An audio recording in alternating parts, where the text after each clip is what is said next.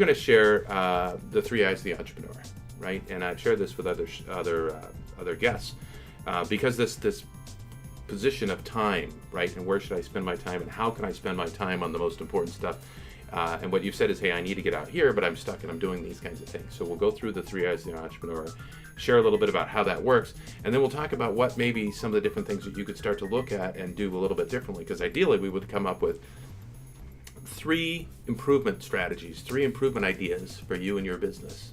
The people that are watching this show will be able to hear our discussion, and maybe those ideas will work for them, or maybe they'll come up with 3 other ideas. But we want to come up with 3, because if we can come up with 3 ideas to improve our business on a weekly basis, we can make a dramatic improvement over a period of time, right? So 3 action items in 1 week is not a big deal. But if you did them 3 weeks, 3 a week, every week on top of every week, now you'd have close to 150 business improvement action items at the course of a year, over the course of a year. And there's a guarantee that that's going to move the needle, right? That's going to make your business more effective. It's going to generate more revenue, more profits, etc. Whatever you're looking for from a business perspective. Okay, so here we go. Let's talk about the 3 I's of the business owner, and this is the way it works. In the beginning, right, we have an outwardly view on it, and you thought, you were working your accounting firm and everything else, and you said, listen, I really think I could start this business. I think I could start Grieber Tax Advisors. And in this particular view, this is what we call the entrepreneurial view, and this is where you start to think about, who are my customers, who could I service, what are my products? So this is you ask a lot of questions like what if and how could I. There's a bunch of different things that really play a role here. So certainly shortly after that, we start to think about actually delivering these products and services. We start to get some clients. Hey, that's a good thing, right? And when that happens, we have to focus inward on the business, right? And how do we manage the business more effectively? So we ask different questions. We ask things like when and how much and how many, etc.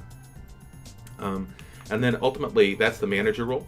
And then ultimately, we have to be very, very careful to not get into what we call the technician trap or googly eyes, right? Googly eyes is this person that's doing anything and everything about the show. Now this concept is based on a book by Michael Gerber, and he wrote a book called The E-Myth Revisited. And I'll share that Mary runs a pie shop. She learned to make pies at the foot of her aunt when she was a kid, and the aroma and the energy and the holiday and all that other stuff just said this is what she really wants to do. And Michael meets her in the kitchens of the pie shop, and it's 11 o'clock at night. She's got 50 pies to do by tomorrow. All her employees have gone home, and she's covered with flour. And the problem is she's stuck in this technician trap, or what we call the founder's trap. All the employees, they're hourly rate. They come in, they do A, B, C, D, then they go home. And so she's ordering, and she's creating, and she's delivering, and she's doing all of these other kinds of things. And when we get stuck in that trap, right, because we're doing all that other stuff, that means that we can't do that stuff in the manager role, and that means we certainly can't do that stuff in the entrepreneur role. And what's really important to understand here, thinking in terms of this, is that think in terms of the technician. If you were going to hire somebody in your business, for example, to say answer phones or filing or things like that, stuff that you have to do, right? How much would you pay somebody like that? What kind of hourly rate would you pay? What the market bears? Yeah, I would say. So give me an idea. What do you think the market would bear for that? For someone in our line, possibly $15 to $20 an hour. $15 to $20 an hour, right? Okay, great. So now, as we grow the business and we get 3 or 4 of those people, 5 of those people, now you hire an office manager, right? So they can take care of all of the office stuff. It has to happen. We got an office running. How much would you pay an office manager? That'd be closer to $40 an hour. $40 an hour, right? And we use an hourly rate for a year of about 2,000 hours, mostly because it's very easy to multiply, right? So initially we got $30,000, maybe $40,000 for the technician or the administrative assistant, and the office manager is going to make $70,000, $80,000 a year. All right, but now you're the owner, you're the entrepreneur. How much do you want to make? I want to make unlimited. Unlimited? Can I? That depends. Well, 2 things happen. Number one, as people go into business, they usually want to make a lot more than the office manager, right? And but the thing is that the market sets the technician role, the market sets the manager role, but you get to set what you want from the entrepreneur role.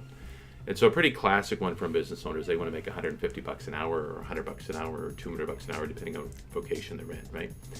And but you get to decide whatever that is, right? And so I encourage my clients when I spend some time with them is figure out what is that, right? What are we trying to get done here?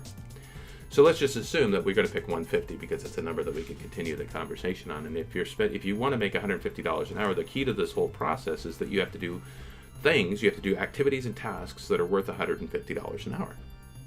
If you're doing activities and tasks that are worth $15 or $20 an hour, then you're costing yourself money. if you're doing activities and tasks that are worth $40 an hour or $80 an hour or whatever that number is, you're costing yourself money. So you have to figure out, A, what are those $150 an hour items? B, and then we have to figure out how do we get all these other tasks done? Because if you're doing the $150 an hour item, you can certainly afford to pay somebody $20 an hour or $40 an hour, right? So we have to figure out what those things are, and then we have to take a look at all of these other items that we have there. So you make a list, and you figure out what are all of these things, and then we talk about how do we transition these to somebody else, right? We're going to figure out where you need to go, and then we're going to figure out how do we slowly move you from these items, lower value items, technician or manager type items, into these upper value items. And the way you do that is you can delegate to other people. You can technology plays a huge role, right? So you have to stop doing something. If you stop doing it and it's important, then somebody else has to start doing it. Or you can do less of it, or you can become more efficient at it, in which case the minutes that you save, even if you're still doing it, the minutes that you save can be applied to the $150 an hour type activities. So that's really an important component, and we just go through and make this list of what all of these things are. And do you think you could transition all those activities at once? No.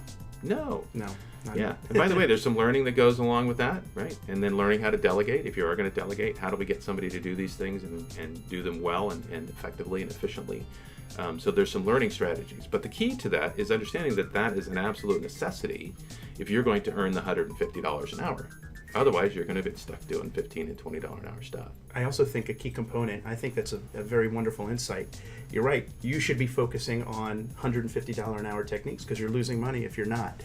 One area that we've also struggled with is once you find yourself in a situation where you're constantly performing all the tasks, you now have to free up some of your time to train the other, employees who you want to transition to, and that's kind of a challenge as well. Well, yeah, so that's part of the process. That's why it's not just snap your fingers and it's done, right? So we have to figure out, first off, when we talk about training, we say we have to define what it is that we want.